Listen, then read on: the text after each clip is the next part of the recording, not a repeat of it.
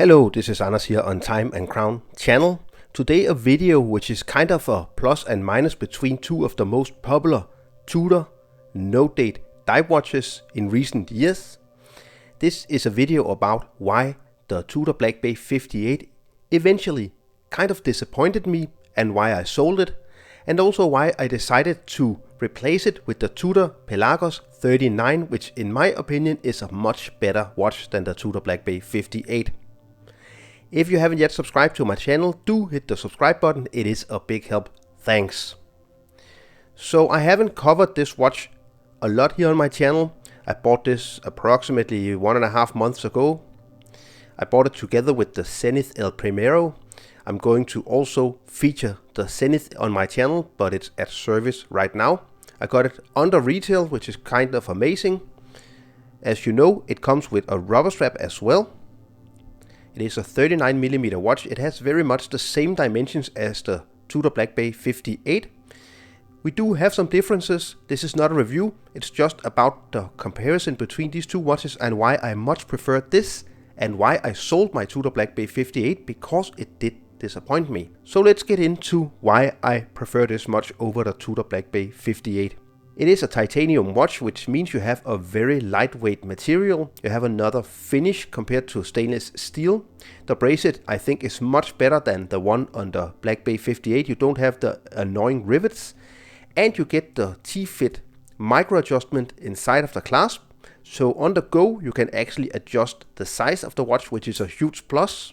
Inside of this watch beats the Tudor Kinesi automatic in-house movement, the MT5400, which is essentially the same movement as you see in the Black Bay 58, which means it's 28,800 vibrations per hour, and it is a very high accuracy movement with 70 hours of power reserve. The watch measures 39mm in diameter, 46.5mm lock tip to lock tip. It is 11.9mm thick, and it has a 20mm lock width here, which is kind of annoying. The bracelet tapers down to 16mm, and you do get a 7mm crown with crown guards. Also a plus compared to the Tudor Black Bay 58 is that this is a ceramic bezel insert, and also a really nice thing about the Pelagos 39 is that actually these loom filled hour markings, they are a mixture between loom material and ceramic material. Nice, very slightly sunburst effect to the dial, and it's a much more modern look than the vintage inspired Tudor Black Bay 58. Also compared to the Tudor Black Bay 58, we do get crown guards. Now, why did I decide to sell my Tudor Black Bay 58, and why did it essentially disappoint me? I know this is a controversial statement because a lot of people love that watch, and I myself here on my channel called the Tudor Black Bay 58 the Rolex Submariner that Rolex really should have produced, but Tudor produced instead. It is a great watch in many aspects, but for me personally, I did have some problems with the watch, which kind of just made the watch sit in the watch box, and I didn't wear it a lot. And that is very disappointing because it is essentially a very attractive watch and a really great entry into luxury Swiss watches.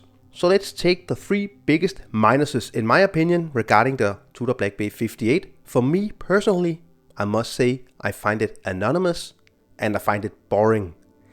For some reason that watch is just such a clean, boring watch in my opinion. It doesn't really have any edge to it compared to the Rolex Submariner, the Omega Seamaster, and also of course the Tudor Pelagos 39, which has much more of an edge, much more of a life and energy to it. The Black Bay 58, I owned the black version, was simply too anonymous, too boring, too perfect. And for some reason I don't really like these two perfect watches. I'm always into the more quirky watches. I just want a little bit edge, a little bit difference to the watches. My second thing is the slab side case. It is essentially the same case as we see here on my Pelagos, but the problem with the side of the case with the Black Bay 58 and the Black Bay 41mm is that it's completely polished. You get this very irritating big chunk of shiny polishing, which is a big scratch magnet, and for me it just looks a little bit out of place because it's simply too big. The case design of the Black Bay 58 with the polishing on the sides, for me it was a big annoyance, and it's even worse on the Black Bay 41. On the Tudor Pelagos 39, because it is this brushed titanium, it's definitely not as annoying to me. I think this case looks pretty much normal, but the case design on the Black Bay 58 is simply a weird case design. And my third thing is that I definitely think that the dial is too boring.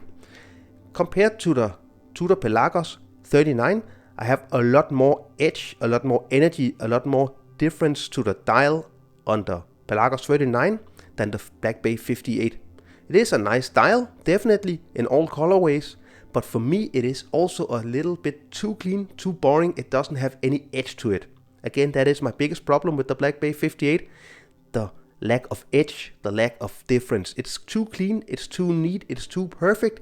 It's so perfect that it becomes boring. But I also do have two pluses for the Black Bay 58 where I think it's a better watch than the Pelagos 39. These are two small points, but nonetheless I want to mention these points because I want to be fair towards the Tudor Black Bay 58. The first one is that the Black Bay 58 is a regular strap monster. A lot of different straps because you have a 20mm lock opening, and because the watch is boring and anonymous, it's very easy, at least with the black version, to attach a lot of straps to the watch. I tested a lot of different straps and I never found a type of strap that doesn't look good on the Tudor Black Bay 58, so that's a huge plus. Also, I do prefer that you get a loom pip compared to the Pelagos 39, which has this Pelagos triangle design on the bezel insert. I do prefer a loom pip. For some reason, I think the Pelagos 39 and the Pelagos in general, it looks a bit flat on the bezel, so that is a plus. So, would I ever buy a Tudor Black Bay 58 again? Maybe yes, but that would be the blue version or the bronze version. But I think I'm very satisfied just having one Tudor in my collection, and that is the Tudor Pelagos 39. The Tudor Black Bay 58, it is really bad at holding its value these days.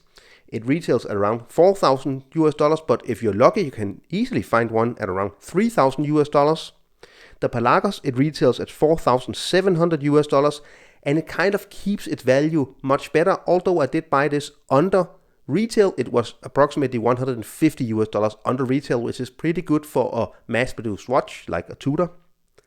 So what do you think? Am I completely wrong? And am I too harsh towards the Tudor Black Bay 58? Is it a boring watch, or is it the perfect entry-level luxury Swiss watch which you can dress up with a lot of straps? Let me know in the comments if I'm wrong or if I'm right. I hope you enjoyed this video, and if you enjoyed it, don't forget to subscribe to my channel, give this video a thumbs up, follow me on Instagram and Facebook, and I will see you very soon again. Thank you, bye.